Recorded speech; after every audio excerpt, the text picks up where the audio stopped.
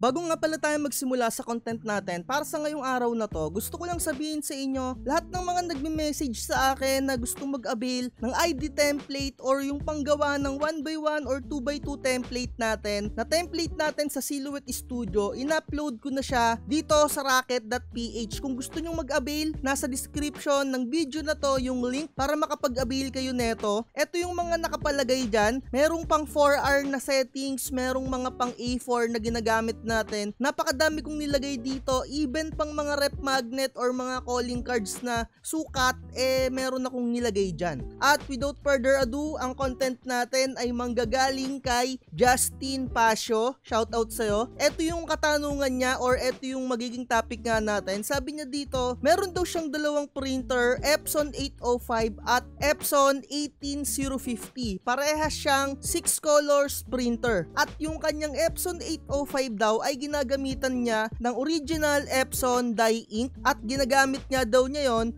for photo booth. Napakaganda naman talaga ng Epson 805. Wala akong masabi sa printer na yan. Sobrang tibay, di hamak na mas matibay talaga siya sa Epson 8050 or yung sa kanyang bagong generation na model. Yung bagong bili naman daw niya na printer ay etong Epson 18050 na which is A3 size na printer at 6 colors printer din siya. Mga tropa, napakamahal netong 18050. Siguro aabutin ka dyan ng mga around 28,000 or mga 30,000 sa presyo na yan. Hindi ko lang masyado sure, hindi ko masyado matandaan, pero napaka-pricey niyang printer na yan sa totoo lang. At gagamitin naman din daw niya yon sa pagpo-photo print. Pero ang katanungan niya at ang content natin, plano niyang gamitan naman daw ng Kuyi pigment ink yung ilalagay daw niya, kasi sa tingin ko medyo namamahalan siya sa paggamit ng original ink. Kung mapapansin natin dito sa internet or dito sa online shop, 600 plus yung presyo ng bawat kulay dito sa Epson 18050 at yung Epson 8050. Sa tingin ko medyo namamahalan yung tropa natin sa paggamit neto, pero ibang klase naman talaga yung output when it comes kung gagamit kayo ng pigment ink. Talagang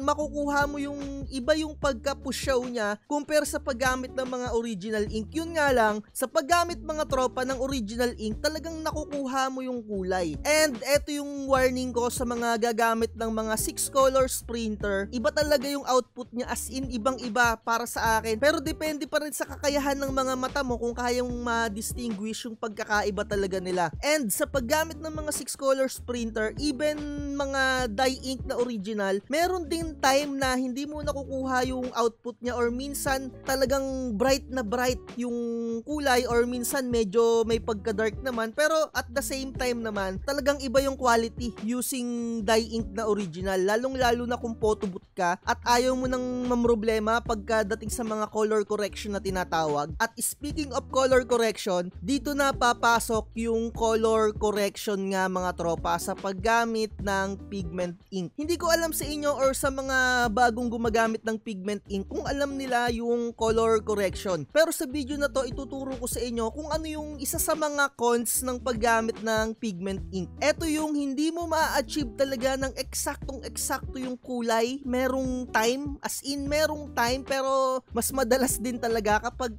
ang piniprint mo ay yung mga tao at lalong-lalo na yung mga special na kulay kung tawagin dito sa pigment ink. Kagaya na itong gray. Ito yung unang-unang kulay na napakahirap kuhain dito sa ating printing business or kung nagpiprint kayo ng mga logos or kung mga picture nga, ma-achieve nyo talaga yung merong pagka-greenish kung tawagin. Ako mga tropa, nung bumili ako ng Epson 805 ko, na which is 6 colors printer nga, winarningan na ako nung tropa ko na merong printing shop talaga na medyo malaki yung printing shop nila. Sabi niya sa akin, may experience ko daw talaga yung pagka-greenish. Syempre nung medyo bago-bago ako, talagang parang medyo malakas yung loob ko kasi sabi ko, YouTube ko yan, kayang-kaya kong ano yan. And eto na nga tayo, medyo talagang mahirap pa rin talagang ma-achieve yung pagkakuha mo ng mga gray and yung mga solid color paminsan-minsan and yung mga pink, yung mga violet. Pero ito yung unang-unang sinabi sa akin ng tropa ko, yung kulay nga daw na gray mahirap, di ba? So dito makikita natin, hindi ko alam kung madi-distinguish ninyo, medyo sa part na to, iba yung pagka-gray niya. Pero bago ko ipakita sa inyo yung original na output neto or yung pinaka-original na design, eto muna muna tayo sa output ko. Ito yung isa sa mga customer ko before na nagpapaprint sa akin sa kanyang small business. Ito yung kanyang pag-giveaway. Sinasabi ko sa kanya na ito yung kaya kong kulay na ma-achieve. Hindi ko sa kanya binibigay kagad kasi baka magulat siya. Kinokontak ko yung customer ko palagi kung ano yung itsura ng possible na maging output. Napaka-importante talaga niyan dito sa business natin na magkakaroon kayo ng sample. Maglaan kayo ng separate na vinyl sticker or sa papel or kung ano mang medyo murang sticker ninyo na pwede nyong ipakita sa customer ninyo yung possible output. So, eto yung mga dati kong print pero isa-isa lang yung ipiprint ninyo. Eto dinamihan ko talaga yung print neto kasi for documentation purposes. So, eto yung isa kong nakukuha dito sa settings na to. Yung mga nakikita ninyo na nakabox na yan, eto yung tinatawag nga na color correction. Kung gagamit kayo ng mga pigment ink, talagang aralin nyo na yung mga color correction at iba't ibang kulay, iba't ibang settings. Pero kung yung mga gusto ninyo medyo mag-darken lang, halos pare-parehas lang ng mga settings yan. Ang nagkakaiba lang talaga dun sa medyo merong kang pinipinpoint na kulay. Lalong-lalo na sa mga pigment ink talaga, kailangan mo talaga to. Inuulit-ulit ko yan mga tropa para sa mga walang idea pa na biglang magko-convert tapos magme-message sa atin na paano makuha yung kulay na ganito, paano makuha yung mga kulay na ganyan. Nasa description ng video na to, ilalagay ko dyan kung paano nyo matututunan yung mga color correction. Even mga kulay na black, may mga color correction yan dito sa ating printing business kapag gumagamit kayo ng pigment ink. And sa mga original dye ink, meron din mga color correction yan. Pero sa tingin ko okay na yung color management ng ng mga original ink. Medyo meron lang talagang konting-konting paminsan-minsan lang. As in konting-konti lang talaga. Hindi kagaya dito sa pigment ink. Iba kasi talaga yung color management when it comes dito sa paggamit ng pigment ink. And iba't ibang brand, iba't iba rin yung mga color correction. Pero syempre, i-explore nyo na rin. At ako mga tropa, ang ginagamit ko, Hansol Pigment Ink. Nasa sa inyo na kung gagayahin nyo yung brand na ginagamit ko. Pero iba-iba kasi talaga tayo ng taste. Yung iba kong mga subscribers dyan, Kuyi yung ginagamit nila. And yung iba naman, Inkrite. Eto palagi nyong tatandaan, gamitin ninyo kung ano yung gumagana sa inyo. Huwag kayong magbase sa akin. Talagang i-explore ninyo kung saan kayo masisiyahan na output. Inuulit ko, bawat brand may mga kanya-kanyang pros and cons yan. May kanya-kanyang kagandahan, may kanya-kanyang kapangitan bawat brand. Eto nga yung document na to ay Hansol Pigment Ink. Eto yung mga usually ko na sinisettings or yung tipong kinakapa-kapa ko siya. Talagang kakapain mo talaga eh. In short mga tropa, trial and error para makuha mo yung output na eksaktong-eksakto dun sa kulay ng design mo.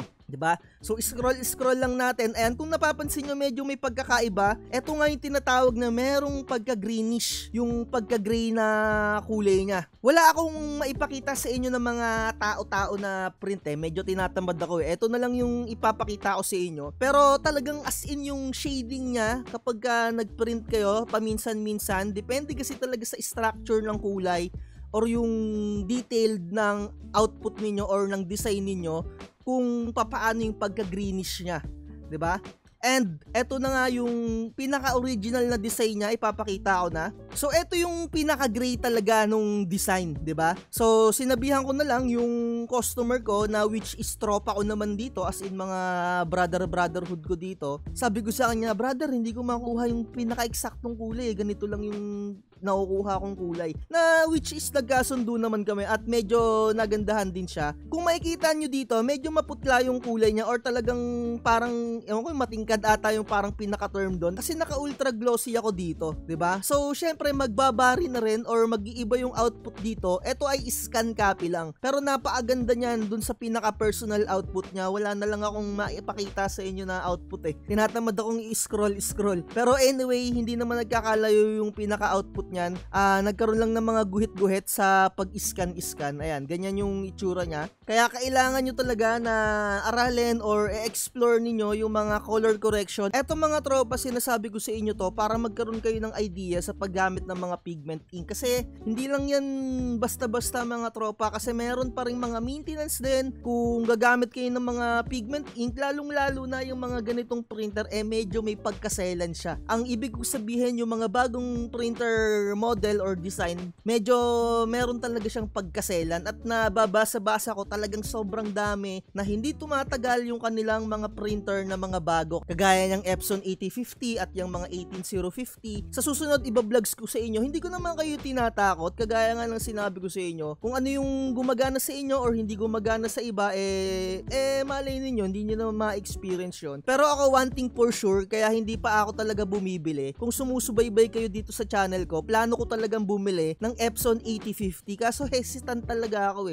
Alam nyo, napakalaki talaga ng trust issue ko. Bilang auditor before, as in auditor talaga ako before, bago tayo mag printing channel sheet, auditor ako sa isang private sheet dyan, somewhere out there. Talagang matindi yung mga trust issue ko sa mga ganyan. Talagang inaalam ko yung mga pros and cons talaga. Hindi mo ako basta-basta ma-shit dyan, or hindi mo ako basta-basta mauuto sa mga bagay na hindi ako sure. Kaya hindi talaga ako bumibili pa ng Epson 8050. Sa mga nag-aantay dyan, wala akong Epson 8050. Binablogs ko lang din kung ano yung kahit papano na ma-share ko sa inyo. At lahat ng mga sinasabi ko sa inyo, sinisigurado kong nire-research ko rin yan. Kasi nga gusto ko din bumili ng printer na yan mga tropa. Kaya hindi pa ako bumibili talaga. Sobrang nag-hesitant talaga ako. Talagang nag-aalangan ako dyan. Ayokong sumugal ng napakalaking pera tapos hindi naman tatagal sa akin yung printer or isang bagay na yan. Etong Epson 805 ko mga tropa, sobrang tibay talaga niya. Nakailang repair na ako dito.